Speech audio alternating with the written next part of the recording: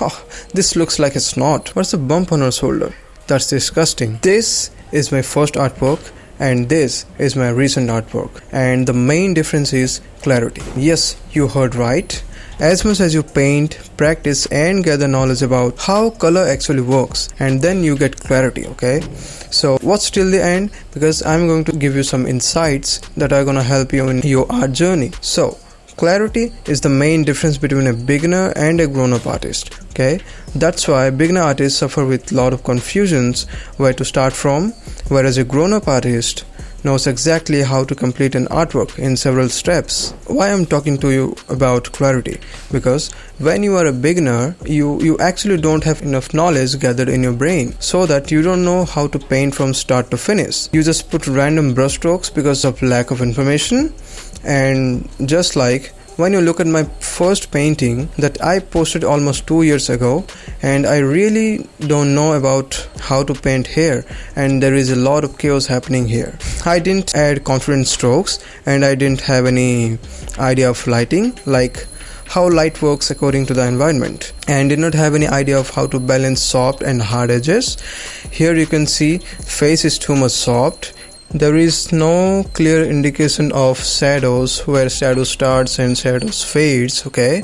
It's completely like a noob art. And here look at this art. Oh, this looks like a snot, okay? I was really bad at anatomy and perspective. And look at the cloth. There is no clear indication of shape. And look at the color. This looks so much muddy. If you look at my recent artworks, there are a lot of confident strokes. The shapes are more pronounced in comparison to my old artworks, and I've really improved in terms of background as well, and I really improved about values. I absolutely no idea about the value, okay? And this piece of art ignited my motivation like a wildfire, and then I got motivated to draw and render art more and more. So this was my first artwork that I can say I really loved while rendering, because I was a beginner at that time, and for the first time I actually did better rendering, okay? Here you can see how good the transition between the orange and blue light here, and at that time I was just exploring and learning new things, okay? And that helped me a lot, and that's why I always say keep exploring and learning new things and apply without any hesitation. Then only you can learn. Here look at my recent piece, how I'm balancing the cool and warm colors together. This is the difference between when you study and practice color harmony, the color theory, okay? So this is the result you get, okay? And if you look at this piece, this was one of my recent piece, and look at the skin rendering here, and the bounce light that could have been more strong because of the intensity of the sunlight. And what's the bump on her shoulder? That's disgusting. And look at this piece.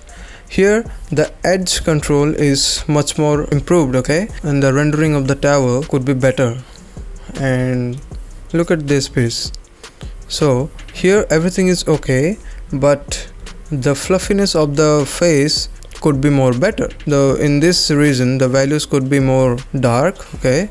And there is a slightly missing of three-dimensionality, okay? And these are the small things you have to keep in your mind, okay? So let me tell you about mistakes that I've made and solved for some extent, so that you keep in the mind not to make the same mistake that I made as a beginner, okay? First point is always study and get the valuable information by looking at the reference for 5 to 10 minutes before jumping to drawing, okay?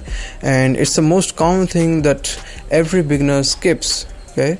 And the second point is always try to put the right base color, because if you put the right base color, it will be easy to render things further. Otherwise it can be so much horrible. And the third point is always flip the canvas during the process.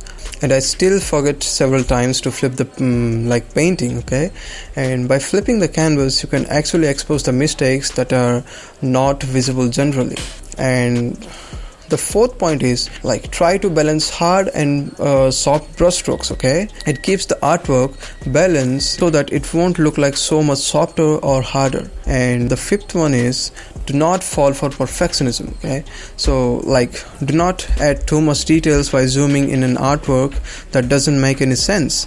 obviously it's gonna hide the details after zooming out the artwork. The sixth point is learn and practice anatomy and color theory as much as possible, because these are the main things that are gonna help you in a lot in your art journey. If you learn these two things, the 50% of your work will be done. So spend your time a lot in these things, okay, like color theory and anatomy and many other things, okay. So that's it. I'm wrapping this video here, and hit the like button and subscribe for more videos, okay.